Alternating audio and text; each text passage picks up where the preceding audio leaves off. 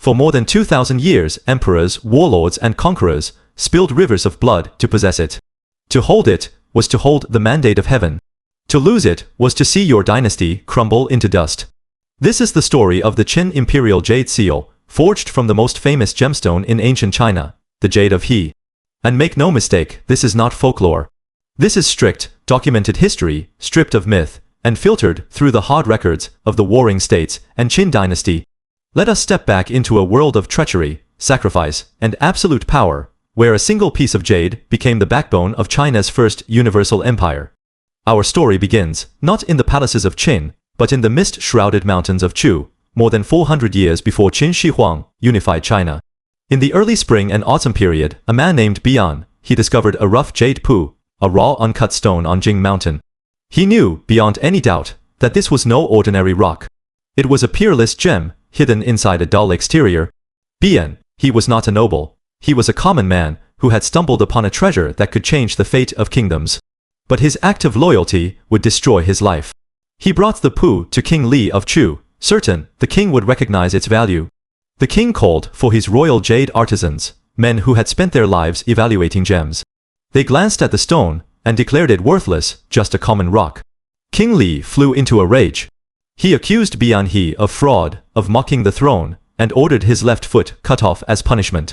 This was not a minor penalty. In ancient Chu, mutilation was a public statement, defy the king, and you lose your body, your dignity, and your place in society. Bian He did not give up. When King Wu ascended the throne, he again dragged himself to court, still clutching the uncut jade. Again, the royal artisans dismissed it as stone. Again, a king condemned him as a liar. This time, they cut off his right foot. Bian He was now crippled, unable to walk, his life shattered for a stone no one believed in. For years he crawled to the foot of Jing Mountain and wept. He did not cry for his lost feet. He cried for a world that called a gem a rock and a loyal man a fraud. His tears dried up, and then he wept blood, a scene so tragic that it became one of the most searing images in early Chinese historical texts, preserved in Han Feizi, the foundational legalist text that would later shape Qin's governance. When King Wen finally took the throne, he sent men to ask why this broken man grieved so deeply. Bian He spoke through his pain. I grieve not for my mutilation, but for a precious jade called a stone, and an honest man called a liar. King Wen ordered the stone cut open. Inside lay the most flawless, luminous jade ever seen in Chu. The king named it the Jade of He, in honor of the man who had sacrificed everything for its truth. This was not a myth. This is recorded in multiple, credible historical sources, written during the Warring States period, long before the tales were romanticized. The Jade of He became the crown jewel of Chu, a treasure so rare it was said to be worth 15 cities, a phrase that still means priceless in modern Chinese. It passed through generations of Chu nobles, vanished for a time, and eventually ended up in the hands of the state of Zhao. When King Zhao of Qin heard of it, he sent a message to Zhao. He would trade 15 fortified cities for the jade. It was a trap. Qin was the dominant military power. Zhao dared not refuse, but dared not hand over the jade either. This led to the famous incident of returning the jade intact to Zhao, masterminded by Lin Xianggru, a Zhao diplomat who outwitted the Qin court and smuggled the jade back home. That event, too, is in Sima Qian's Records of the Grand Historian, the most authoritative history of ancient China. For decades, the Jade of He remained in Zhao, a symbol of resistance against Qin's expansion. But all resistance collapsed in 228 BCE. Qin Wanzheng, later to be Qin Shi Huang, the first emperor, launched a full-scale invasion of Zhao.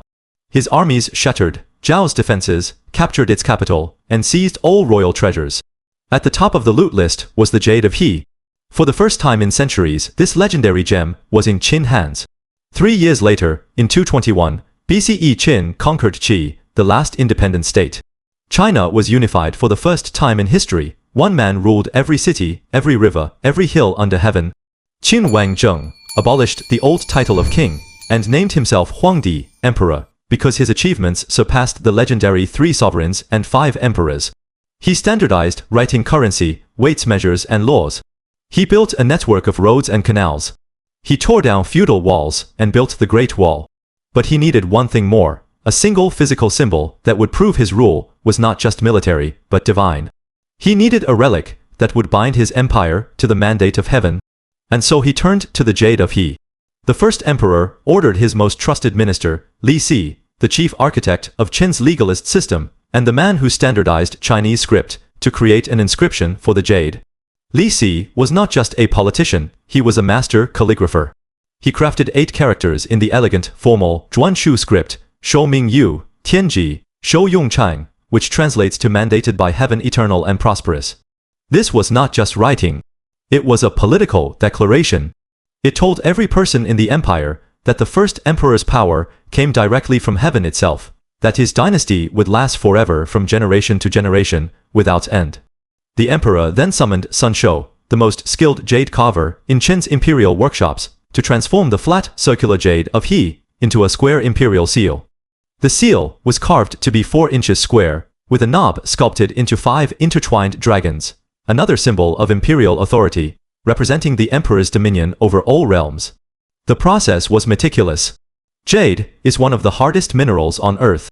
Carving it required diamond tools, endless patience, and absolute precision. One wrong cut, and the priceless relic would be ruined.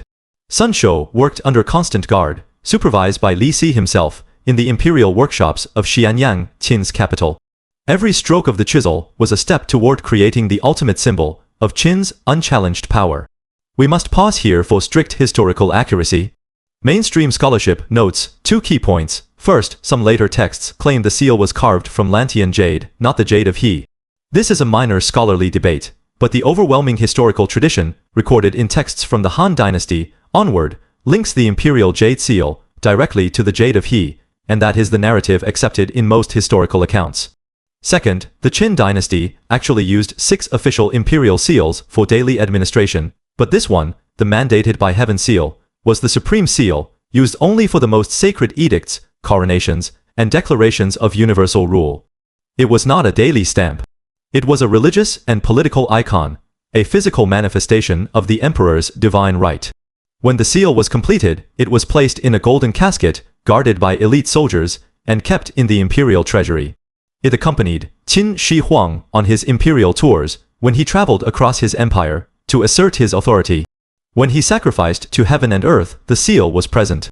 When he issued decrees that bound hundreds of millions of people, the seal's mark made it law. To the people of Qin, this seal was more than jade and carving. It was the tangible proof that their empire was not just a conquest, but a divine order. The first emperor believed this seal would ensure his dynasty ruled for 10,000 generations. He had no idea his empire would collapse within 4 years of his death. But the seal's legacy did not die with Qin. When Ziying, the last ruler of Qin, surrendered to Liu Bang, the founder of the Han Dynasty, he did not just hand over the cities and the armies. He knelt and presented the imperial jade seal. From that moment, the seal became the ultimate symbol of dynastic succession. Every subsequent dynasty considered it the only legitimate proof of imperial rule.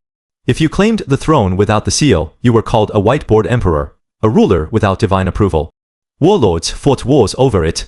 Emperors hid it, stole it, gambled for it. It was lost in lakes, buried in tombs, smuggled across borders, and rediscovered again and again. Its fate became intertwined with the rise and fall of dynasties, a silent witness to China's endless cycles of unity and chaos.